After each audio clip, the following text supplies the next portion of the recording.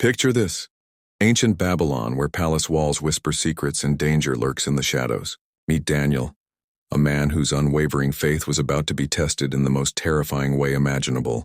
Daniel had risen to power in the Persian Empire, his wisdom and integrity catching the king's eye. But success breeds jealousy, and his rivals were plotting.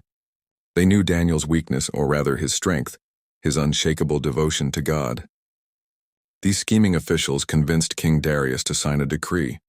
For 30 days, anyone caught praying to any god or human besides the king would face a gruesome death in the lion's den. They knew Daniel wouldn't bend, wouldn't break his daily ritual of praying 3 times to his God. And they were right. Despite knowing the consequences, Daniel went home, opened his windows toward Jerusalem as he always did, and dropped to his knees in prayer. The trap was sprung. Can you imagine that moment? Being dragged through the streets, hearing the distant roars growing louder? King Darius, who deeply respected Daniel, spent the night sleepless, tormented by what he'd been forced to do. The stone was rolled across the den's entrance, and Daniel was alone, or was he? In that dark pit, surrounded by powerful beasts designed for killing, something extraordinary happened. Heaven itself intervened.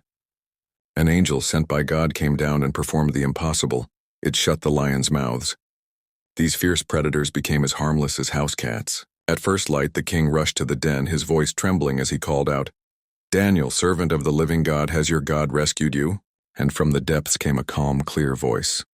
"My God sent his angel and shut the lions' mouths." What should have been Daniel's tomb became his triumph. The very thing meant to destroy him ended up elevating him even higher in the kingdom.